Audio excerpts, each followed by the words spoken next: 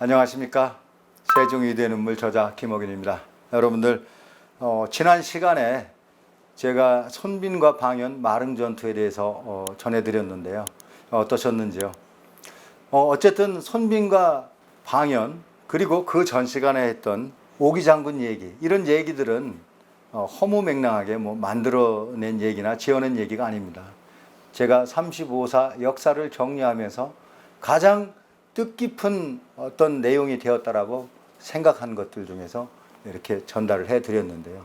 이 전달하는 방법을 기년체로 할까 편년체로 할까 저 나름대로 고민을 하였습니다.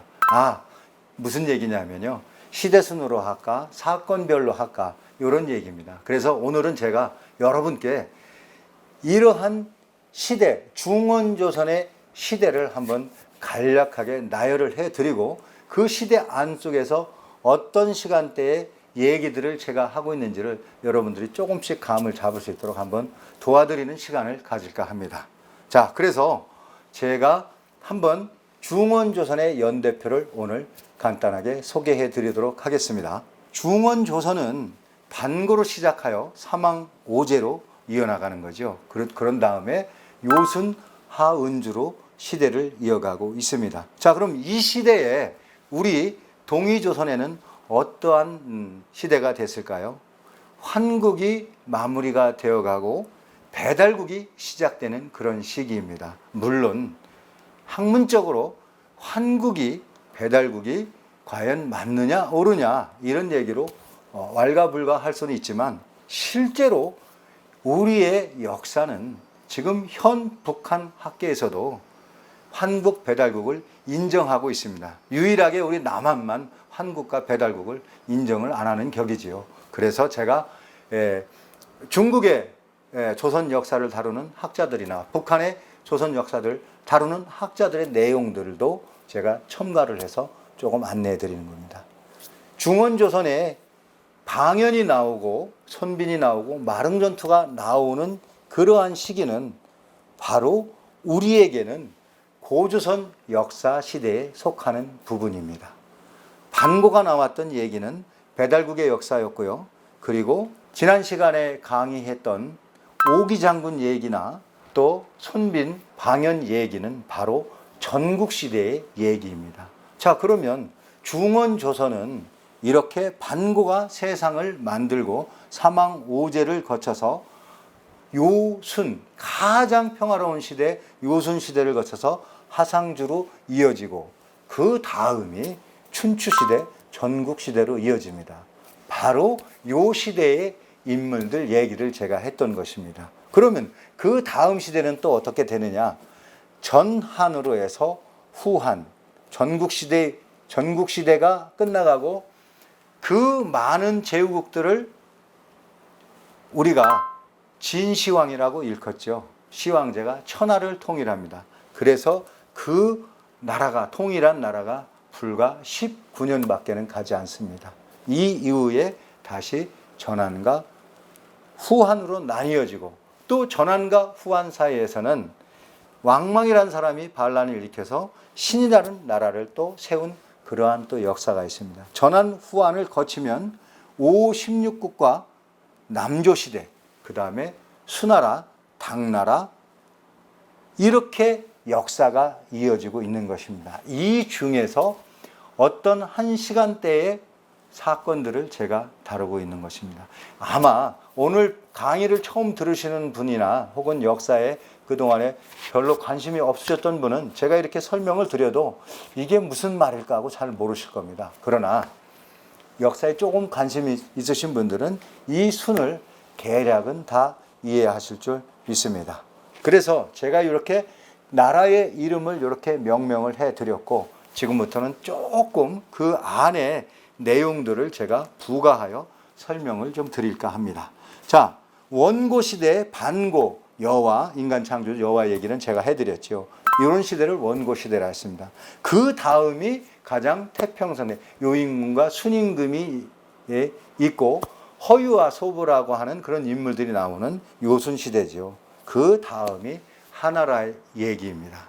이 하나라가 마지막에는 거랑에 의해서 말이란 여자 주지육림도 하고 방탕한 생활로 망해가면서 하나라가 은나라 혹은 상나라라는 나라로 이루어져서 또 약 400년의 역사를 또 가져가고 있습니다. 그때 마지막에 왕들은 역시 은나라에는 또 주왕이 포사라는 여인에 빠져서 나라를 또 망하게 하는 그러한 역사로 점철이 되고 있죠. 이렇게 은나라가 끝나고 드디어 주나라의 무왕이 나라를 세우고 문왕이 실질적으로 주나라의 왕이 되는 역사가 이어집니다. 이 역사에서 가장 다룰 수 있는 중요한 얘기 하나는 바로 태공망 여상이죠. 우리가 알고 있는 미늘이 없는 낚시라는 강태공이라는 사람이 활동한 시기가 바로 이 주나라 시기입니다. 그리고 나서 이제 춘추 시대에 드디어 들어옵니다. 자, 춘추 시대가 어떤 시대인가요? 바로 공자, 묵자 이런 분들이 활동하던 시절입니다. 그때가 바로 춘추 시대라고 하는데, 춘추 시대는 땅을 떼어받은 100여 개가 훨씬 넘는 제후국들이 날로 세력을 확장하면서 천자국, 즉 황제, 천황을 넘보는 그러한 어지러운 세상입니다. 그리고 나서 전국 시대가 도래하는 것입니다. 자, 여러분 조금 이제 좀 나라의 순위 좀 감이 오시는지요? 이렇게 전국 시대로 수많은 나라가 난립하는 것을 시황제가 통일한 시대를 바로 진나라라고 하고요. 이때가 바로 BC 221년, 즉 지금 현재의 연도에 플러스 221년을 하면 그 시대가 되는 것입니다. 그리고 진나라가 2대에 걸쳐 진의 시황제의 아들 호해가 나라를 망쳐먹고 다시 한나라가 들어서는데, 바로 이 한나라가 항우와 유방이 치열한 패권 전쟁을 일으키는 그러한 역사의 나라가 되겠습니다.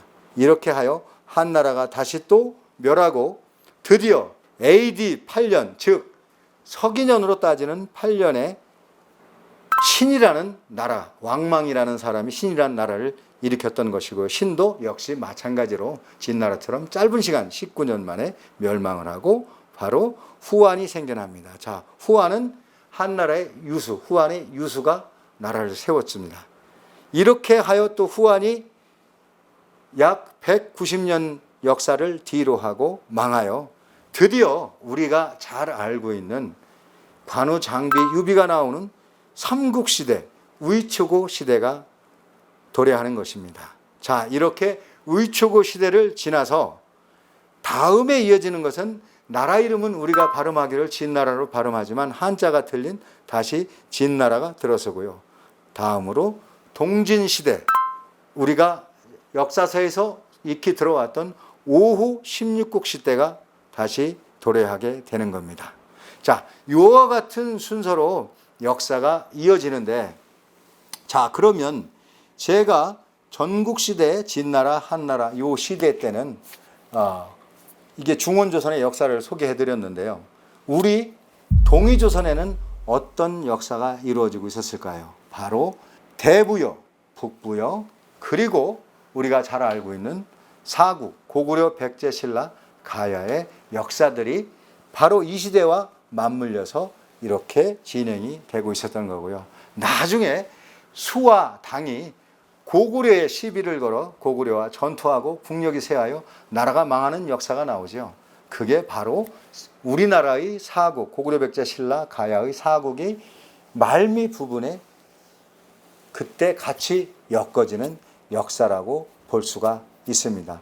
후에 신라가 통일을 한 시대는 바로 중원조선에는 당이 들어서고, 그리고 우리나라의 고려, 조선으로 이어지는 역사에는 바로 송과 남송, 명나라가 이어지는 그러한 중원조선의 역사가 이루어지는 것입니다. 자, 여러분, 제가 이렇게 간단하게 역사 연대표를 설명을 해드렸는데, 제가 이렇게 설명을 드리면서 여러분께 제가 역사 공부를 했던 내용들을 잠깐 전달해 드리고 오늘 시간을 마칠까 합니다. 제가 역사 공부를 하면서 물론 이게 촬영 감독님에 의해서 이 참고 자료로 제가 공부한 내용들을 많이 올려놓을 겁니다.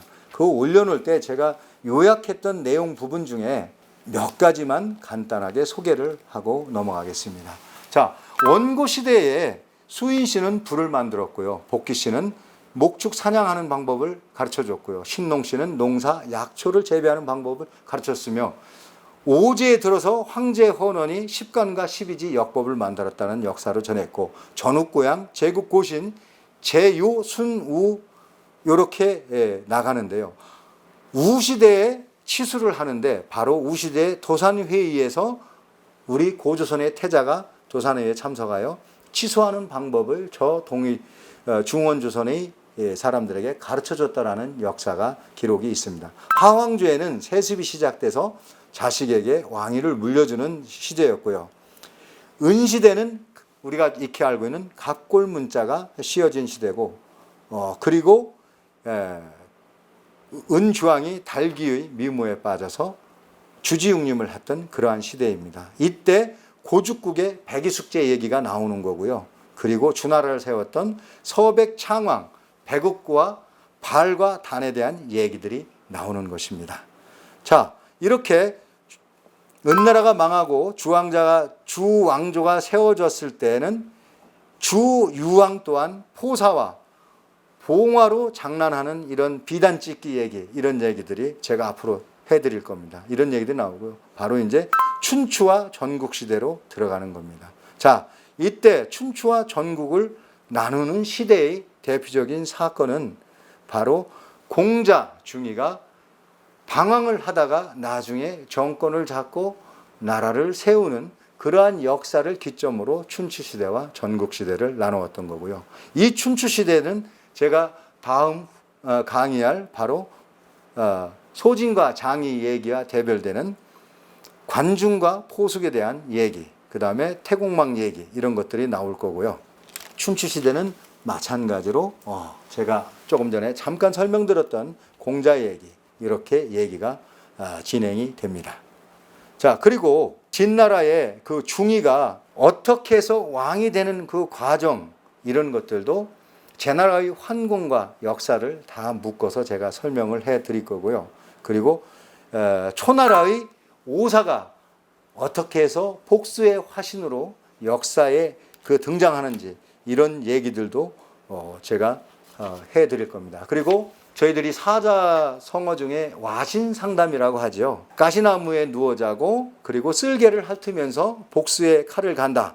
이건 워랑 구천과 오나라의 얘기인데요. 이 얘기도 또 아마 여러분들께 많은 의미를 제공하는 그런 내용이 되지 않겠나 싶습니다. 그리고 전국시대에 들어와서는요, 조양자와 지백이라는 정권을 좌지우지했던 사람들이 라이벌전을 벌이는 그런 얘기들을 제가 또 꾸며나갈 거고, 그리고 바로 전에 얘기했던 오기 장군 얘기가 바로 조양자와 지백이 활동하던 시대와 맞물리는 얘기라는 거, 그것도 잠깐씩 약방의 감초처럼 한번 섞어 드릴까 하고요. 촬영하면서 보내드렸던 손빈 얘기, 손자 병법에 대한 얘기도 바로 이 시대의 얘기입니다. 그리고 이어서 소진과 장의 얘기가 진행이 되고요. 진나라가 천하를 통일할 수 있었던 것은 바로 상항에 의한 법치국가를 만들었던 거고, 또 한비자에 의한 법치 이런 것들을 했기 때문에 가능했던 건데요. 이 진나라가 만들어지는 배경에는 가장 우리 역사에서는 가장 장사를 잘한 사람 하면 거상 임상옥을 들죠. 중위조선의 가장 장사를 잘한 사람은 여불이라는 사람입니다. 여불이라는 사람은 학자이자 장사꾼이었는데요. 소금 장사를 하여 그 모은 돈으로 진나라의 시황제가 전국을 통일하고 시황제가 되게 하는 그러한 과정을 갖고 있습니다. 여불이는 실제로 진시황의 유전적인 아버지입니다. 그것도 제가 역사서에서 재미있게 한번 다뤄드리도록 하고요. 이때 그 노대라고 하는 인물과 시황자의 어머니의 그런 얘기들, 이런 얘기들도 한번 제가 엮어서 들려드리도록 하겠습니다. 다시 이제 한나라가 되면서 항우와 유방에 대한 얘기, 그리고 유방의 참모였던 한신의 얘기, 항우의 그 주변의 인물들, 예를 들면 가장 미인이었다고 하는 우여 이러한 서사시의 주인공 그 여인 얘기, 그리고 또 범증의 얘기, 이런 얘기들, 그리고 한신이 한나라를 세우는 공덕을 하였음에도 불구하고 사냥이 끝나면 사냥개를 잡아먹는다는 토사구팽이라는 일화의 얘기도 해드릴 계획이고요. 그리고 여태우와 척부인에 대한 얘기들도 이때 등장하고요. 문제와 경제가 정말 그야말로 가장 살기 좋았던 문경치지 시대를 일구었다는 얘기도 이때 이제 다시 또 등장이 됩니다. 자, 이렇게 이러한 순으로 얘기가 되면서 여기에 나오는 인물들에 의한 얘기와 고사성어, 그리고 역사적인 배경, 그리고 우리 바로 동이조선의 역사와 비교가 되는 그러한 얘기들을 제가 해드릴 예정입니다. 그래서 여러분들이 저희 단편적인 얘기를 들으면서도 전체적으로는 내가 지금 어느 길을 가고 있고 어느 시간대에 인물들의 얘기를 듣고 있구나, 그리고 우리 역사 시대는 어떤 시대인가, 또는 저 열도조선 일본의 역사 시대는 어떤 시대인가, 이런 것들도 가늠하시면서 갈 수 있도록 제가 나름 흥미도 있지만 또 공부도 되는 그러한 얘기로 준비를 할까 합니다. 자, 그러면서 마황우 얘기, 반초와 반고 얘기, 반초와 반고는 형제지간이죠. 그리고 드디어 여러분들 지금까지 제가 한 얘기는 전부 대나무 죽간이나 혹은 짐승의 뼈에 실려있던 얘기들이었는데요. 드디어 채륜이 종이를 발명해서 이제 청사에 빛날 그러한 단어가, 청사라는 것은 뭘까요? 푸른 대나무죠. 그건 죽간에 쓰였다는 얘기고요. 이제는 우리 실사자 혹은 종이지자가 생겨나는 겁니다. 채륜이죠.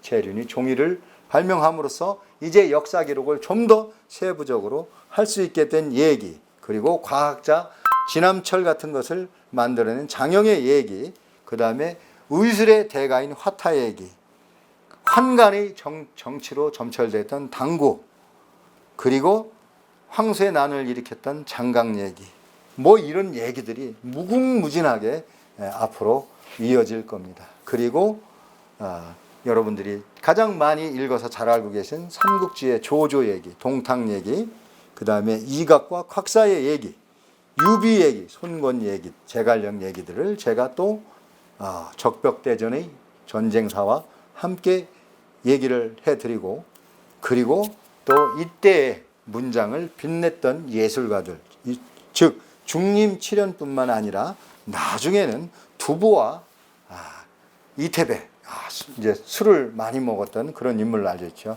두보씨와 이태백 씨, 그 다음에 또 외나라로 볼모가 되어간 춘내 불사출의 주인공 공주, 한나라의 공주 얘기, 글씨의 달인이었던 왕이지 얘기, 또 고개지 얘기, 이런 얘기들도 이어서 할 예정입니다. 그리고 시의 달인이었던 도연명, 조충지, 과학자 조충지 얘기, 그리고 그 수나라의 대륙을 가로지르는 운하를 만들었던 수양제 얘기, 그리고 드디어 당나라 얘기, 이런 식으로 얘기가 되어지면서 그 중에서도 특히 측천무, 당고종, 양계비, 이런 인물들이 등장을 할 것입니다. 자, 제가 여기까지 소개를 했는데요. 당 이후의 얘기들은 제가 35사략을 하면서 큰 단원으로 나눠본다면 1부와 2부로 나눌 건데, 2부에 바로 이제 가까운 역사를 한번 다뤄볼까 하고요. 그 역사를 다루면서 마찬가지로 우리나라의 삼국의 역사, 고구려 백제 신라, 그리고 사국의 역사 가야, 특히 가야는 우리가 알고 있던 삼국의 역사에서 보다도 훨씬 더 문화적으로 발달한 역사가 있었다는 것을 소개를 해드리고요.